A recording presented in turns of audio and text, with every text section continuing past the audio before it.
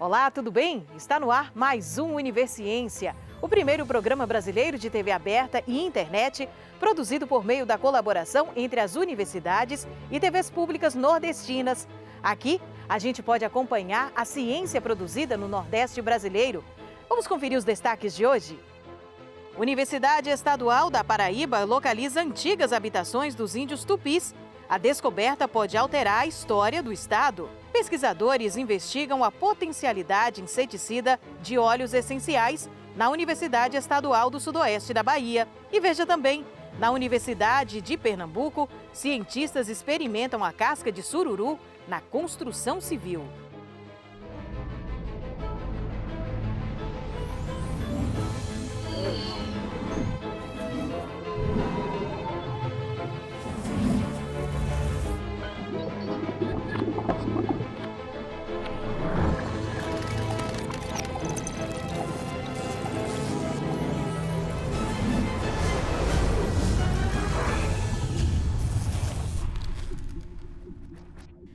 E a gente começa o Universiência com esta descoberta intrigante. É que pesquisadores da Universidade Estadual da Paraíba catalogaram resquícios de ocupação de índios tupis em pelo menos 16 locais do estado. O material descoberto até agora é tratado e guardado no Laboratório de Arqueologia e Paleontologia da Universidade e pode ajudar a reescrever a história da Paraíba.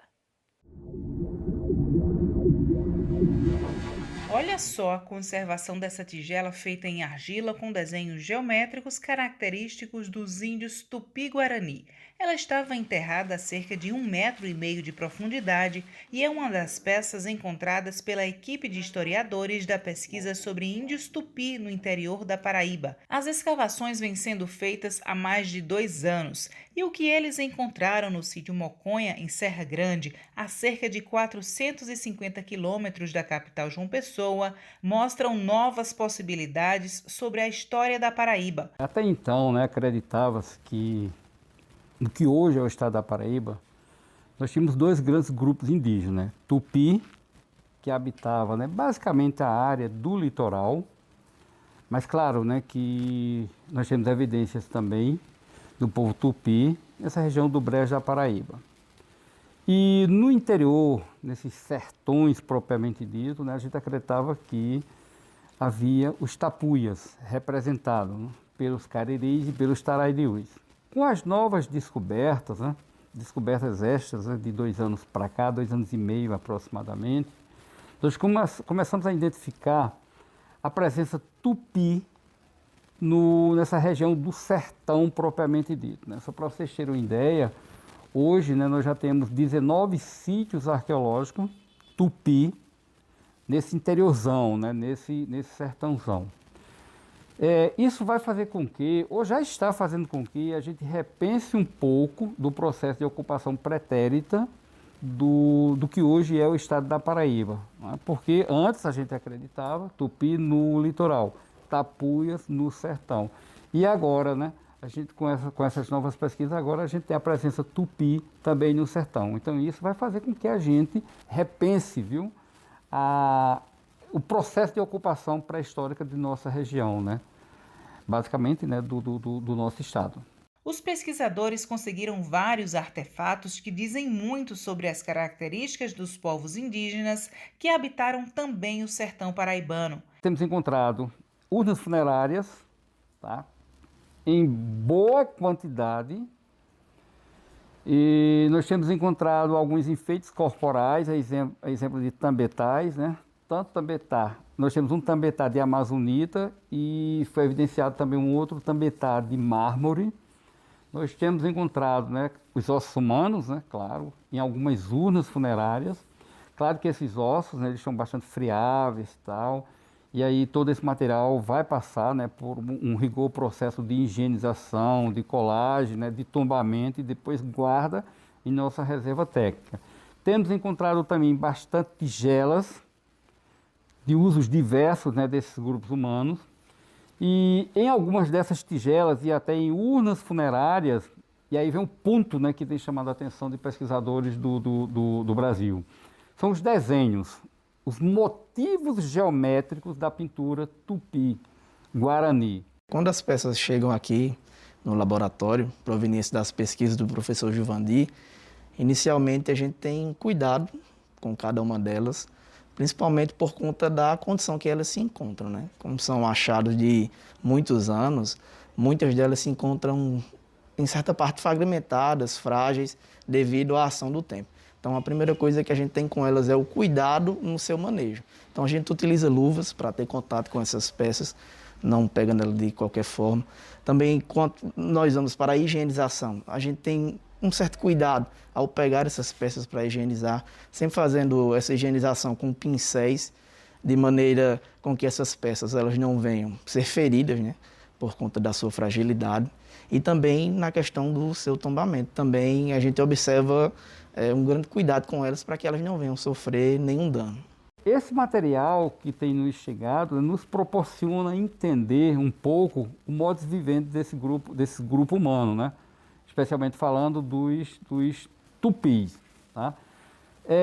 Algumas pessoas têm perguntado o seguinte, e com relação ao período que esse grupo chegou no sertão da Paraíba, né? Ainda é muito cedo, né, para a gente obter algumas conclusões com relação a isso aí.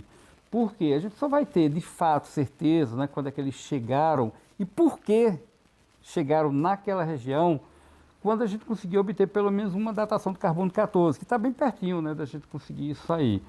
Mas nós acreditamos, tá, que isso, claro, ainda é prematuro, mas nós acreditamos que esses grupos humanos, eles habitaram nesse sertãozão aí entre 400 e 600 anos antes do momento presente. A gente acredita, portanto, na época do contato, né, na época em que os portugueses e espanhóis chegaram por aqui, esses grupos já viviam nessa região do sertão. Um fato que nós temos notado bem interessante, né, que está ligado inclusive ao cotidiano deles, é a área que eles habitavam. Geralmente, né, são áreas abrejadas, mesmo, né, no sertão, na região de semiaridez, mas nós temos áreas abrejadas, né? Aquelas áreas, né, de uma altitude mais elevada, o que a gente já pode, né, meio que afirmar que essa questão da altitude favorecia ao grupo tupi um melhor desenvolvimento humano. Além do professor Juvandi, o grupo conta com 12 pesquisadores, entre a equipe de escavação e a parte que atua dentro do Laboratório de Arqueologia e Paleontologia da UEPB, o único no estado. Karen Moraes cursa o 8º período da graduação. Ela é bolsista do projeto e está contribuindo com a história da Paraíba. Enquanto historiadora, né, a gente aprende que a história está sempre em transformação, ela nunca é fixa, né? E é muito curioso que na escola eu aprendi que os tupis estavam em uma região e os tapuias estavam em outra, era uma informação comum a todos, né? E ao participar desse projeto, nós vemos que a história é muito mais abrangente, né? Não houve essa divisão. É uma pesquisa de grande importância, porque nós estamos lidando com peças, com documentos que podem mudar completamente, né, o rumo da pré-história paraibana. Os trabalhos continuam e todo o estudo dos pesquisadores da UEPB está regulamentado pelo Instituto do Patrimônio Histórico e Artístico Nacional, o IPHAN. O material coletado deve ser datado através do método Carbono 14, nos Estados Unidos. Uma descoberta interessante do estado da Paraíba sobre a nossa história indígena. E daqui a pouco, os cientistas da Universidade Estadual do Sudoeste da Bahia estudam o potencial inseticida de óleos essenciais. É depois do intervalo. Fique com a gente.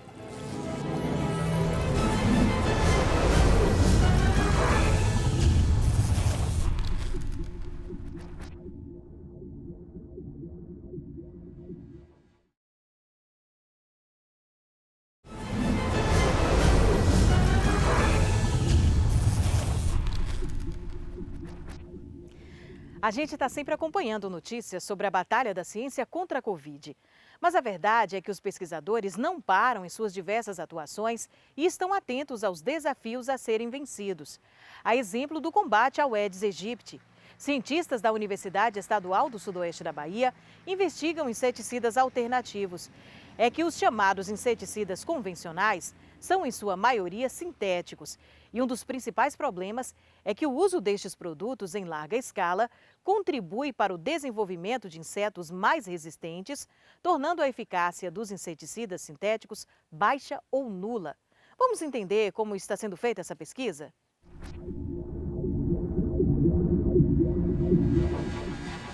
É utilizar plantas que têm potencial inseticida, para então nós levarmos essas plantas para o laboratório, então fazer as diferentes extrações e usar esses extratos para testá-los em jovens, em larvas e em adultos do Aedes aegypti. É importante salientar que este controle alternativo, a gente chama de inseticida botânico, seria mais um pilar para integrar ao controle integrado de pragas. Nós desenvolvemos projetos de pesquisa em colaboração na UESB, a partir da criação do núcleo de pesquisa em química aplicada. Nós montamos o laboratório de pesquisa de produtos naturais e o laboratório de pesquisa de inseticidas naturais. Trabalhamos então com espécies vegetais, aqui do semiárido baiano, espécies que foram escolhidas a partir de um levantamento etnobotânico que nós fizemos na região de Contendas do Sincorá, logo quando nós iniciamos as pesquisas. Que plantas seriam essas, Então a primeira coisa eu vou ver a região, a nossa região, do semiárido baiano, ao qual estamos lotados aqui. E aí seriam plantas exóticas, seriam plantas nativas, e aí decidimos trabalhar com ambas, um sonho de trabalhar com extração de plantas, objetivando ver a avaliação inseticida. Então, para as plantas nativas, que seria o local? Pensamos então numa região que chama Contenda de Sincorá, onde existe uma Floresta Nacional Contenda de Sincorá, e na proximidade nós fizemos um levantamento etnobotânico. Então, a partir desse levantamento, que nós inclusive publicamos um trabalho, nós então vimos algumas plantas que eram plantas que não eram estudadas e começamos então a extração dessas plantas. E aí então iniciamos o nosso trabalho com avaliação inseticida. Essas pesquisas elas foram iniciadas com a professora Sandra Lúcia, da Cunha e Silva, e a atividade inseticida dessas plantas medicinais foi uma proposta dela logo quando eu cheguei na UESB, para que a gente montasse esses laboratórios então de investigação.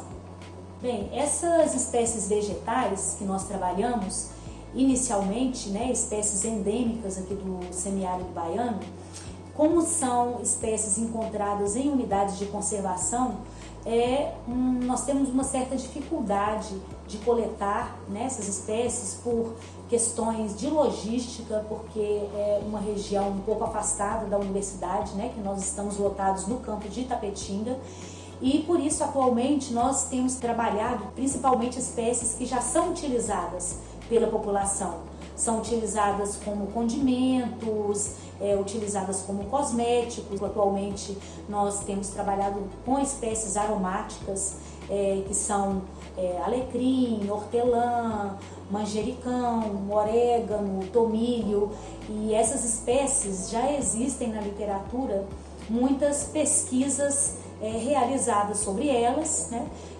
tanto para atividade inseticida quanto para outros tipos de atividades biológicas, e o que a gente faz aqui no laboratório é extrair os óleos essenciais dessas espécies e preparar produtos a partir desses óleos essenciais que tenham atividade inseticida, repelente, antibacteriana e outros tipos de atividade biológica. Então aqui é o espaço do Laboratório de Pesquisa de Produtos Naturais, onde nós realizamos as nossas pesquisas, E para desenvolver pesquisa científica é necessário que nós tenhamos recursos financeiros. Então a importância das agências de fomento, dos gestores públicos, patrocinarem o desenvolvimento dessas pesquisas, porque, como vocês veem, a gente tem que contar com vários equipamentos, vários reagentes, muitas vidrarias, o pagamento das bolsas dos nossos alunos. Então, realizar pesquisa é uma coisa muito cara e que é importante que os países se atentem para isso, porque as nossas pesquisas também podem gerar desenvolvimento científico, tecnológico, levar a formação de novos pesquisadores e fazer com que a gente seja um país soberano e economicamente desenvolvido. Se na Universidade Estadual do Sudoeste da Bahia os cientistas estão buscando alternativas para o combate ao Aedes aegypti, na Universidade de Pernambuco, os pesquisadores analisam um destino interessante para a casca do sururu. O estudo aponta um uso sustentável e de baixo custo para o descarte: a construção civil.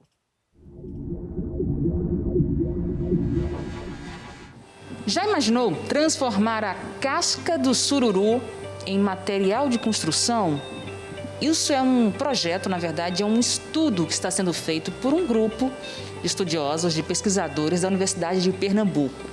A Universidade de Pernambuco vem investindo muito para que os pesquisadores da universidade possam estar em contato com a sociedade e as empresas para resolver os problemas dela. Então, desde 2007, quando o Programa de Pós-Graduação em Engenharia Civil foi criado, junto com ele, vários grupos de pesquisa foram também consolidados, e entre eles o DES, o Grupo de Desenvolvimento Seguro e Sustentável. E a gente sempre fez um esforço de estar em comunicação, por exemplo, com as secretarias. E a Secretaria do Meio Ambiente e Sustentabilidade de Recife, na época, em 2017, entrou em contato com a gente para falar sobre o problema dos resíduos produzidos na Ilha de Deus.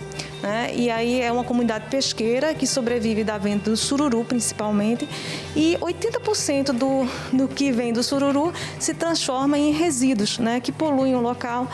Então, diante dessa problemática do descarte dos resíduos na Ilha de Deus, em paralelo, outro problema, que é o uso abundante de recursos naturais na construção civil, surgiu a ideia de utilizar esse material como parte de agregado em materiais cimentícios. Então, nós fizemos, como substituição parcial da areia, nós fizemos a coleta das conchas na Ilha de Deus, passamos por um processo de triagem para tirar as impurezas, resto de lixo, lavagem. A gente secou na estufa, passou por um processo de trituração, depois um processo de peneiramento para retirar o excesso de finos. E então a gente ficou com um material muito semelhante à areia.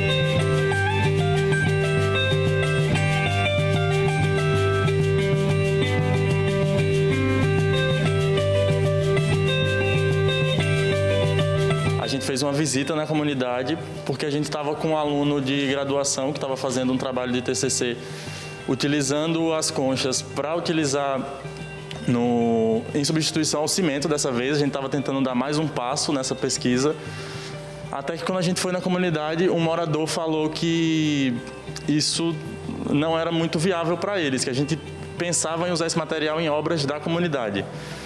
E aí a gente observou algumas coisas. Ele falou que a comunidade não faz mais muitas obras que tem um consumo grande de material. Algumas ruas da comunidade não são pavimentadas, A ideia surgiu daí, a gente estava na comunidade e aí a gente passou a procurar alternativas de levar esse material para fora da comunidade para transformar realmente no produto.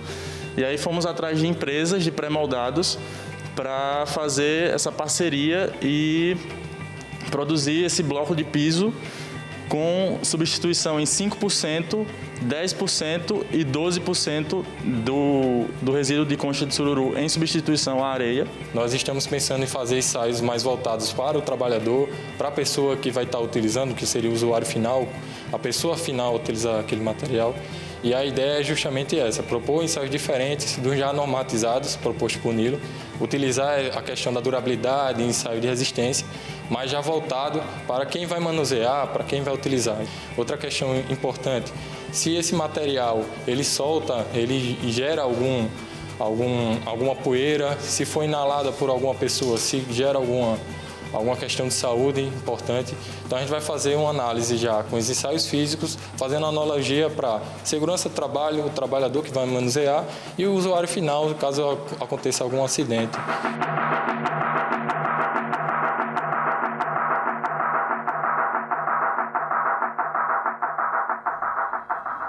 E assim seguem as universidades nordestinas em busca de alternativas sustentáveis para a construção civil.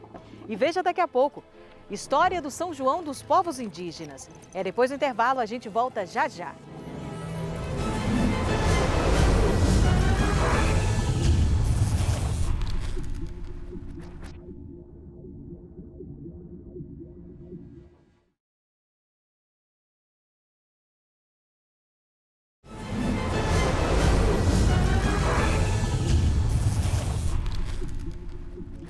período junino é muito importante para o Nordeste devido à tradição dos festejos. Mas diferente do que muita gente pensa, foi a mistura de culturas e etnias que construiu essa festa linda do jeito que acontece até hoje. E muitos dos costumes dos festejos juninos vieram da cultura indígena, como o pesquisador da Universidade Estadual de Santa Cruz, no sul da Bahia, explica pra gente.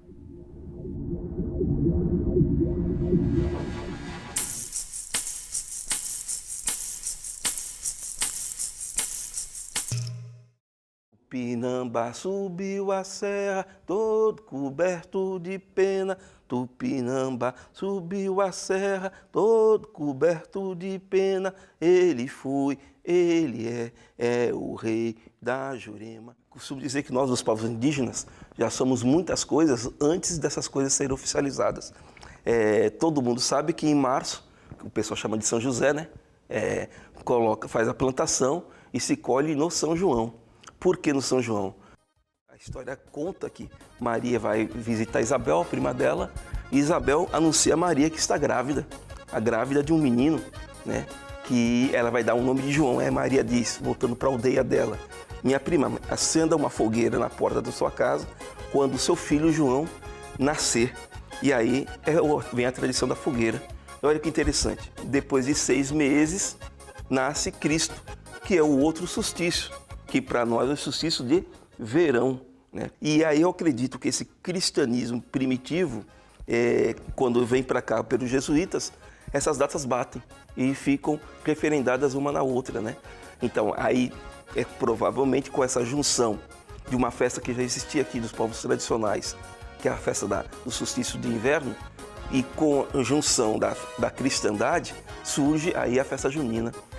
Essa época é a época do solstício, é a mudança do eixo da Terra em relação ao Sol, que no nosso caso, solstício de inverno, noites longas, dias curtos. Então, antes da vinda dos portugueses, dos jesuítas, né, das missões religiosas, nós já comemorávamos essa festa como uma festa da fartura, da abundância, né, dançando em torno da fogueira, balançando o maracá, tocando nossos tambores e fazendo os festejos todos. A tradição de brincar em torno da fogueira, comer batata feita na fogueira, a mandioca feita na fogueira, o aipim feito na fogueira, o quentão, o licorzinho de genipapo, paçoca, amendoim, milho, tudo isso é da cultura indígena. São comidas do povo indígena. Eu costumo dizer que a maioria das pessoas viram índios no São João. O índio, ele dança, como o povo negro também dança, pisando na terra, né, no chão. E o forró, por isso que é forró pé de serra, né? Ele arrasta a sandália, é a referência da terra. A gente saiu plantando milho, agora é recolher o milho e é muita comilança, né? É assar o milho na fogueira, né? Que é fazer a brincadeira, é fazer o poranci, é contar a história na roda do fogo, na roda da fogueira. Esse é um momento que nós, povos indígenas, fortalecemos mais nossos espíritos mesmo, né? É um tempo de fortalecimento interno e de muita alegria. Por isso que eu acho que seria, tenho certeza, né? Seria importante sempre ter esse resgate, né? É um contínuo processo de apagar a presença indígena na cultura brasileira. Muita gente fala assim: ô professor Cazé, a presença da cultura negra e da história negra na cultura brasileira eu consigo achar. O carnaval, o samba e a capoeira, de vez em quando só fica nisso também, que é um erro, né? São muitas outras coisas também. A presença portuguesa também, a língua. E por que a gente não acha a cultura indígena? Na minha leitura, é proposital, né? Nós temos um direito originário ao território. Nós, os índios, não éramos donos do território. Nós somos a própria terra. Esse direito é um direito congênito originário. Então, nós temos um direito que precede o direito à propriedade privada e o direito ao Estado. Nosso direito é originário, né? Conforme eu disse, nós temos essa cor porque nós somos a terra. Então, na minha leitura, há uma necessidade de quebrar a presença indígena, na presença da cultura brasileira, em você que está me vendo agora, está me ouvindo agora, para você achar que aqui não tem mais índio, né? E tem. Tava no meio da mata, tava no meio da mata, pra quem mandou me chamar? Pra quem mandou me chamar? Eu vim foi beber giroba, eu vim foi beber giroba, balançar meu maracá, balançar meu maracá, reia, reia, reia, reia.